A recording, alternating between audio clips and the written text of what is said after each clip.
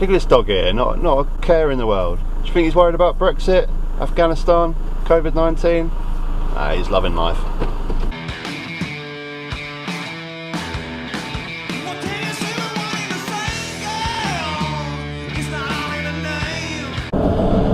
Greetings and welcome. So, is there ever going to be a good time for US troops to withdraw from Afghanistan? Now this is a subject that, another one of those that I'm kind of torn with really. There's no sort of black and white answer to this, is there? And like I say in a lot of my videos, I'll never ever try and portray myself as some kind of expert on any of these subjects. I'm just a simple guy that is just trying to make sense of the world with the evidence that's put in front of me.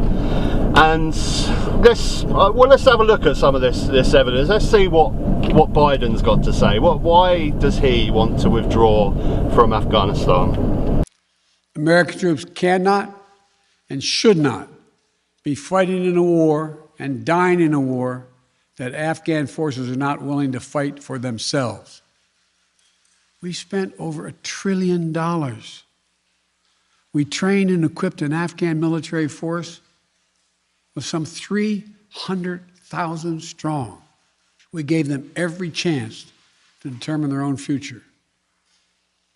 What we could not provide them was the will to fight for that future. If Afghanistan is unable to mount any real resistance to the Taliban now, there is no chance that 1 year, 1 more year, 5 more years, or 20 more years of U.S. military boots on the ground would have made any difference. So basically what Biden's saying is Taliban are a bunch of pricks. We kicked them out of Afghanistan 20 years ago. Some would say legitimately and for good cause. Taliban were responsible for 9/11.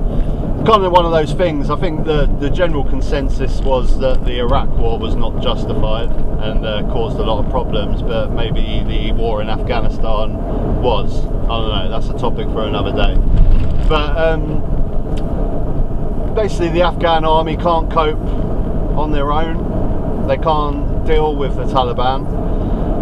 So what is there to do? Is US military just going to stay in Afghanistan forever? I mean, do they just end up just owning Afghanistan now? They're going to be the 51st state? I guess they've got to withdraw at some point, or they've got to just have it as their country. I don't know. But so on the flip side, we've got to look at, on the other side of the argument, well, what happens if the US do come out of Afghanistan and we get to see scenes like this? People climbed the airport walls to try to get in. Most airport security guards had fled, so there was no one to keep order.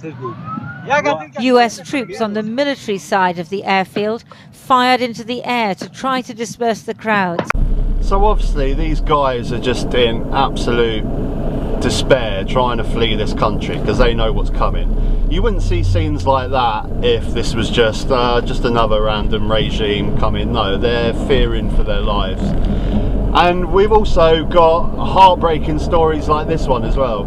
In hiding and desperate, this former interpreter and his family begged to be moved to the UK. He says a year spent working with British forces in Afghanistan means a lifetime of fear from the Taliban. In the coming months, Taliban will get me. So as soon as possible, they will find me, they will slay me, so they will slaughter and beheaded me and my family. So what do you do? What do? You just leave these guys to their fate?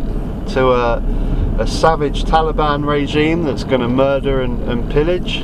I mean, I guess there's two options really, isn't there? You either just have to settle for the fact that you're going to have a military presence in Afghanistan for God knows how long, forever.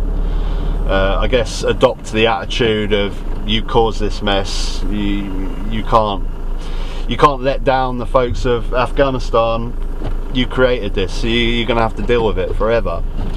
Or you take the stance which Biden is doing and just finally saying, look, enough's enough, we're pulling out, you guys have got to deal with this yourself and leave these countries to create whatever governments they're going to create. Will it lead to more terrorism? Will it lead to another 9/11? It's quite scary. I mean, it's scary for the citizens of these countries, but scary for us as well. And to be honest, I'm always extremely nervous when more and more countries are run by a religion. I have no problem with anyone practicing any religion that they have in their life. Go to church on the Sunday, that's completely down to you. It's your freedoms.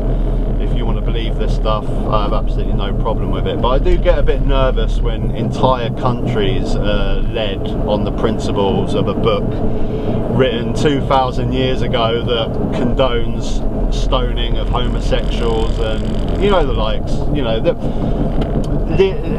Leading a country by the Quran for me is no different than Kim leading his country in North Korea. It's the same thing. It's archaic, it's ancient, and I don't think it's not healthy for a country to be run by these laws. No problem with individuals with religion, that's all your personal choice, but it never seems to end well when countries are built on religion.